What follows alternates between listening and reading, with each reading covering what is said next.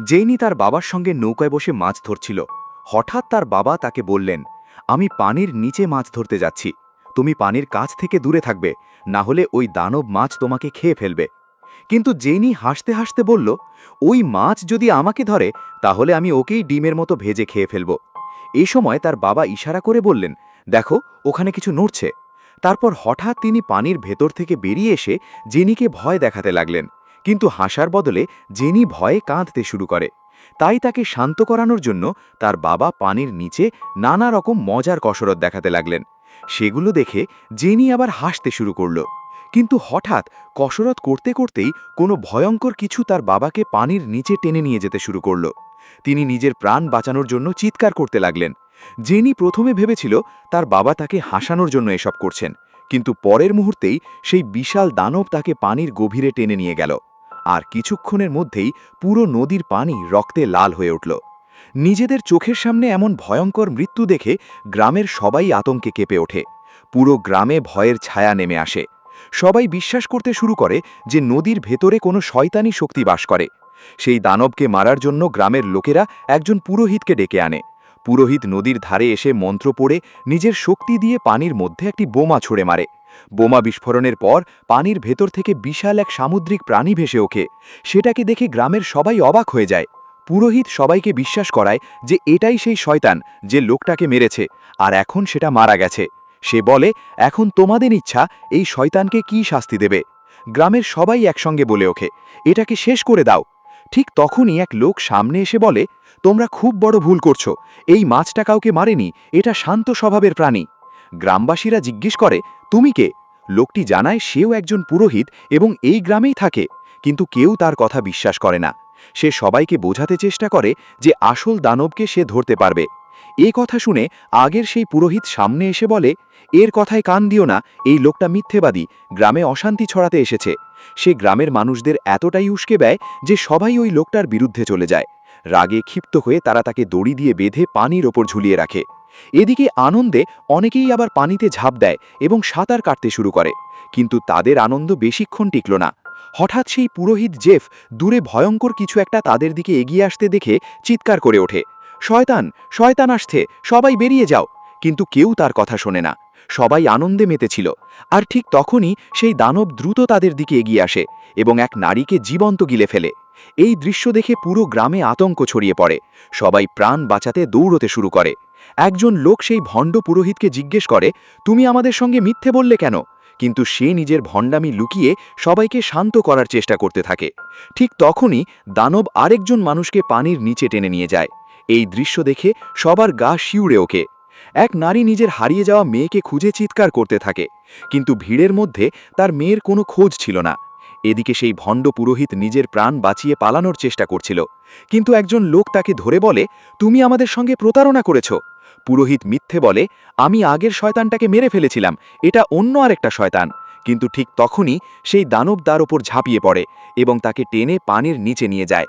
অন্যদিকে দড়িতে ঝুলে থাকা জেফ সবাইকে বলতে থাকে, আমার কথা শুনো, কাউকে মারার দরকার নেই, যেখানে আছো সেখানেই শুয়ে পড়ো আর মৃতের অভিনয় করো। তার কথা শুনে সবাই লুকিয়ে পড়ে। চারপাশ নিস্তব্ধ হয়ে যায়। তখন দানব আবার পানির ওপর ভেসে ওঠে, কিন্তু চারদিকে কোনো শব্দ না পেয়ে পানির নিচে চলে যায়। ঠিক তখনই এক নারী তার মেয়ে জেনিকে নৌকার পাশে দাঁড়িয়ে থাকতে দেখে। সে জেনিকে চুপচাপ দাঁড়িয়ে থাকতে বলে, কিন্তু ভয়ে জেনি মায়ের দিকে দৌড়তে শুরু করে। জেফ চিৎকার করে বলে, থেমে যাও, দৌড়বে না। কিন্তু তখনই দানব পানির ভেতর থেকে বেরিয়ে এসে জেনিকে টেনে নিয়ে যায়। নিজের মেয়েকে দূরে যেতে দেখে তার মা দৌড়ে তাকে ধরে ফেলে, কিন্তু দানবের শক্তির সামনে সে অসহায় হয়ে পড়ে। মুহূর্তের মধ্যেই দানব তাকে জীবন্ত গিলে ফেলে। মেয়েকে বাঁচানোর জন্য সেই নারী একটি লাঠি হাতে নিয়ে পানিতে ঝাঁপ দেয়। সে চিৎকার করে দানবটাকে নিজের সামনে আসতে বলে। কিছুক্ষণ পর সেই বিশাল দানব তার সামনে এসে দাঁড়ায়। তার আকার দেখে মহিলার শরীর কাঁপতে শুরু করে। কাঁদতে কাঁদতে সে বলে, আমার বাচ্চাদের ফিরিয়ে দাও। কিন্তু দানব তার ওপর কোনো দয়া দেখায় না। সেও তাকে জীবন্ত গিলে ফেলে। এরপর দানবটি কাঠের সেতুর ওপর জোরে আঘাত করে। সেতুটি ভেঙে যায় এবং সেখানে দাঁড়িয়ে থাকা এক নারীর হাত থেকে তার শিশু নিচে পড়ে যায়। শিশুটি গড়াতে গড়াতে অন্য সেতুর দিকে চলে যায়। নিচে দাঁড়িয়ে থাকা সেই বিশাল দানব যেন তার অপেক্ষাতেই ছিল। ঠিক তখনই দড়িতে ঝুলে থাকা জেফ নিজেকে মুক্ত করে নিচে লাফ দেয়। শিশুটি হামাগুড়ি দিয়ে তার দিকে এগিয়ে আসছিল, কিন্তু দানব আবারও সেতুর ওপর আঘাত করলে শিশুটি নিচে পড়ে যেতে থাকে। এটা দেখে জেফ সেই ভণ্ড পুরোহিতকে নিজের দিকে টেনে নিয়ে আসে। সেতুর ওপর দুজন মানুষের ওজন পড়তেই শিশুটি তাদের দিকেই এগিয়ে আসতে শুরু করে, কিন্তু ঠিক তখনই দানব আবার ঝাঁপিয়ে পড়ে এবং শিশুটি ছিটকে নদীর মধ্যে পড়ে যায়। দানবটি শিশুটিকে গিলে ফেলার আগ মুহূর্তে জেফ সর্বশক্তি দিয়ে তাকে বাঁচিয়ে ফেলে। তখন দানবটি সেতুর লোহার অংশে আটকে যায়। জেফ সেই ভণ্ড পুরোহিতকে বলে, যেভাবেই হোক এটাকে তীরে টেনে আনতে হবে। যদি এটা আবার পানির নিচে চলে যায় তাহলে আর কখনো একে ধরা যাবে না। এ কথা বলেই তারা দুজন কাঠের সেতুর উপর ঝাঁপিয়ে পড়ে, কিন্তু দানবটি ছিল প্রচণ্ড শক্তিশালী, তাই তারা ব্যর্থ হয়ে দূরে ছিটকে পড়ে যায়। এটা দেখে গ্রামের লোকেরাও সাহস করে সামনে এগিয়ে আসে। কিন্তু গ্রামের লোকেরাও সেই দানবের সামনে টিকতে পারল না। ঠিক তখনই হঠাৎ মাটি জোরে জোরে কাঁপতে শুরু করল, আর ভিড়ের মাঝখান থেকে ঢোলের মতো মোটা এক মহিলা দৌড়াতে দৌড়াতে সেখানে চলে এলো। সে সেতুর ওপর লাফ দিতেই দানবটা ভারসাম্য রাখতে পারল না এবং উড়ে গিয়ে সোজা সেই ভণ্ড পুরোহিতের গায়ে পড়ল। এরপর মুহূর্তের মধ্যেই দানবটি তার আসল রূপে ফিরে আসে। এটা দেখে গ্রামের মানুষ ক্ষেপে ওঠে, সবাই অস্ত্র হাতে নিয়ে তাকে মারার চেষ্টা করতে থাকে। কিন্তু ঠিক তখনই পুরোহিত জেফ সবাইকে থামিয়ে চিৎকার করে বলে, কেউ একে স্পর্শ করবে না, আমাকে একে ধরতে দাও, আমি শয়তান ধরতে ওস্তাদ। এ কথা বলে সে নিজের ব্যাগ থেকে একটি অদ্ভুত বই বের করে। বইটিতে শয়তান ধরার মন্ত্র লেখা ছিল। জেফ সেই বই দেখে অদ্ভুত মন্ত্র পড়তে শুরু করে। যতই সে মন্ত্র পড়ছিল দানবটি ততই রেগে যাচ্ছিল। হঠাৎ সে জেফের ওপর হামলা চালায়, কিন্তু ঠিক তখনই সেখানে এক মেয়ে এসে হাজির হয়। তার নাম শিন। কোনো কিছু না ভেবেই সে দানবটির উপর ঝাঁপিয়ে পড়ে। পরের মুহূর্তেই সে একটি জাদুকরি কাপড় বের করে দানবটিকে তার ভেতরে বন্দি করে ফেলে, আর সঙ্গে সঙ্গেই দানবটির শরীর ধীরে ধীরে একটি পুতুলে পরিণত হতে থাকে। শিন জেফের কাছে এসে জিজ্ঞেস করে, তুমিও কি শয়তান স্বীকার করো? জেফ উত্তর দেয়, হ্যাঁ, আমি আমার বই থেকে শয়তান ধরার কৌশল শিখেছি। এ কথা শুনে শিন জোরে হেসে ওঠে এবং বলে, এমন ছোটখাটো দানবকে আমি এক নিমিষেই শেষ করে দিতে পারি। এরপর সে নিজের হাতে থাকা জাদুকরি বালা ঘোরাতে শুরু করে। সেটা দেখে জেফ পুরো অবাক হয়ে যায়। গ্রামের মানুষ শিনকে ধন্যবাদ দিতে থাকে এবং সবাই তার পায়ে পড়ে যায়। অন্যদিকে জেফ চুপচাপ নিজের মাস্টারের কাছে গিয়ে বলে, এবারও আমি কাউকে বাঁচাতে পারলাম না। আমার চোখের সামনেই সেই দানব অনেক মানুষকে জীবন্ত গিলে ফেলেছে। তার মাস্টার শান্ত গলায় বলে, আজ যে দানবের মুখোমুখি হয়েছিলে সে একসময় খুব ভালো আত্মা ছিল। একদিন সে নদীর ধারে একটি শিশুকে বাঁচানোর চেষ্টা করছিল, কিন্তু গ্রামের মানুষ ভুল বুঝেছিল। তারা ভেবেছিল সে বাচ্চাদের মারতে এসেছে, তাই তারা তাকে একটি সাপের ভেতর বন্দি করে নদীতে ভাসিয়ে দেয়। সেই কারণেই সে প্রতিশোধ নিতে আবার ফিরে এসেছে। তার মাস্টার আরও বলে, এখন থেকে আমি তোমার শক্তি বাড়াতে সাহায্য করব। এরপর গল্পে দেখা যায় এক দম্পতিকে যারা একটি পুরনো রেস্টুরেন্টে পৌঁছায়। রেস্টুরেন্টটি ভেতর থেকে একদম ফাঁকা ছিল। সেখানে কোনো কাস্টমার নেই, কোনো ওয়েটারও নেই। বিষয়টা দেখে তারা অদ্ভুত অনুভব করে। হঠাৎ এক ওয়েটার তাদের সামনে হাজির হয়।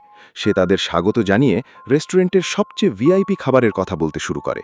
কিছুক্ষণ পর গরম গরম খাবার তাদের টেবিলে এনে দেয়। খাবার খেয়ে তারা দুজনেই অবাক হয়ে যায়। এত সুস্বাদু খাবার খেয়ে মেয়েটি জিজ্ঞেস করে, এগুলো কি তুমি বানিয়েছ? ওয়েটার উত্তর দেয়, না, এগুলো আমাদের শেফ বানিয়েছেন, তার মতো রান্না আর কেউ করতে পারে না। এ কথা বলে সে রান্নাঘরের দিকে ইশারা করে। সেখানে সেই শেফ বসেছিল, কিন্তু সে কোনো সাধারণ মানুষ ছিল না, বরং এক ভয়ঙ্কর দানব। তার আসল রূপ পরে জানা যাবে। যখন সেই শেফ তাদের সামনে আসে, তার সৌন্দর্য দেখে তারা হতবাক হয়ে যায়। মেয়েটি বারবার তার সঙ্গে কথা বলতে চাইছিল, কিন্তু শেফ তার দিকে তাকানো ছাড়াই না করে দেয়। তবুও সে তার কণ্ঠ শুনতে জেদ করতে থাকে। অবশেষে শেফ তার ভয়ঙ্কর মুখ খুলে এমন এক বিভীষিকাময় আওয়াজ বের করে, যা শুনে তারা দুজনে আতঙ্কে দৌড়ে পালাতে শুরু করে। কিন্তু দানবটি তাদের ধরে ফেলে এবং নিজের ধারালো বর্ষা দিয়ে সেখানেই ছিন্নভিন্ন করে দেয়। এরপর দেখা যায় জেফও সেই রেস্টুরেন্টে এসেছে, কিন্তু এবার রেস্টুরেন্টটি সম্পূর্ণ আলাদা লাগছিল। ভেতরে সব টেবিল ভর্তি, সবাই আনন্দ করে খাবার খাচ্ছে। ঠিক তখনই এক সুন্দরী নারী তার কাছে এসে তাকে ফাঁদে ফেলে রেস্টুরেন্টের ভেতরে নিয়ে যায়। কারণ এই জায়গাটা আসলে দানবদের তৈরি করা ফাঁদ ছিল, যেখানে মানুষদের শিকার বানানো হতো। কিন্তু জেফ সবকিছু দেখতে পাচ্ছিল।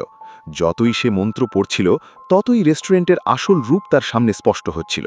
সে দেখতে পেল রক্তমাখা একটি বিশাল বর্ষা পড়ে আছে। তখন সে বুঝতে পারে তার সামনে দাঁড়ানো নারীটিও একটি দানব। তাই সে কোনো চিন্তা না করেই তাকে ঘুষি মারতে শুরু করে। জোরে আঘাত লাগতেই দানবটির মুখ বিকৃত হয়ে যায়। ঠিক তখনই শিন সেখানে হাজির হয়। সে মুহূর্তের মধ্যেই সেই দানবকে শেষ করে দেয়। কিন্তু চারপাশে তখনও আরও অনেক দানব ছিল। শিন একে একে সবাইকে মারতে শুরু করে। তবুও সে বুঝতে পারছিল সবচেয়ে শক্তিশালী দানবটি এখনও কোথাও লুকিয়ে আছে। তাই সে চিৎকার করে বলে, সাহস থাকলে সামনে আসো। পরের মুহূর্তেই অন্ধকার থেকে সেই দানব বেরিয়ে আসে এবং সঙ্গে সঙ্গে শিনের ওপর হামলা চালায়। শুরু হয় ভয়ঙ্কর লড়াই। কিন্তু সেই শক্তিশালী দানবের সামনে শিন ধীরে ধীরে দুর্বল হয়ে পড়ছিল। তাই সে নিজের জাদুকরি বালা দানবটির দিকে ছুঁড়ে মারতে থাকে। বালাগুলো তার শরীর কেটে ফেলছিল। আর তখনই দানবটির আসল রূপ প্রকাশ পায়। দেখা যায় সে আসলে এক বিশাল শূকর দানব। শিনের আক্রমণে দানবটি ভয়ঙ্কর রেগে যায় এবং নিজের বর্শা দিয়ে আক্রমণ করে। তবে শিন নিজের জাদুকরি বালার শক্তিতে নিজেকে বাঁচিয়ে ফেলে। সুযোগ বুঝে সে নিজের বালা দানবটির গলায় আটকে ধরে এবং জেফকে বলে, এর সমস্ত শক্তি এর গলায়, ওটার শক্তি শুষে বের করে নাও। এ কথা শুনে জেফ ভয়ে কেঁপে ওঠে, কারণ দানবটির ভয়ঙ্কর চেহারা দেখে তার আত্মাই কেঁপে যাচ্ছিল। তবুও সাহস করে সে সামনে এগিয়ে যায় এবং দানবটির শক্তি নিজের শরীরে টেনে নিতে শুরু করে। সঙ্গে সঙ্গেই তার মুখ নীল হয়ে যায়, কিন্তু ঠিক তখনই শিন এসে সেই শক্তি নিজের শরীরে নিয়ে নেয়। মৃত্যুর আগ মুহূর্তে সে দ্রুত জাদুকরি কাপড় বের করে দানবটিকে আবার বন্দী করে ফেলে। তবুও শূকর দানবটি পুরোপুরি শেষ হয়নি। হঠাৎ সে নিজের সমস্ত শক্তি দিয়ে কাপড় ছিঁড়ে বেরিয়ে আসে এবং সম্পূর্ণ কালো এক বিশাল শূকরে পরিণত হয়। এ দৃশ্য দেখে জেফ আর শিন ভয়ে সেখান থেকে পালিয়ে যায়। তারা বাইরে বের হবার সঙ্গে সঙ্গে পুরো রেস্টুরেন্ট ধ্বংস হয়ে যায়। পরের দিন জেফ নিজের মাস্টারের কাছে গিয়ে সেই শূকর দানবের সত্য জানতে চায়। মাস্টার তাকে বলে, সে একসময় খুব ভালো মানুষ ছিল, কিন্তু তার চেহারা ছিল খুব কুৎসিত, তাই সবাই তাকে এড়িয়ে চলত। সে নিজের স্ত্রীকে খুব ভালোবাসত, কিন্তু তার স্ত্রী তাকে প্রতারণা করে অন্য কারো সঙ্গে পালিয়ে যায়। যাওয়ার আগে সে তাকে ছুরি মেরে হত্যা করে। সেই কষ্ট আর ঘৃণা থেকেই তার আত্মা বদলে যায় এবং সে এক ভয়ঙ্কর শূকর দানবে পরিণত হয়। সব কথা শুনে জেফ বলে, এমন দানবকে আমি একা কখনোই ধরতে পারব না।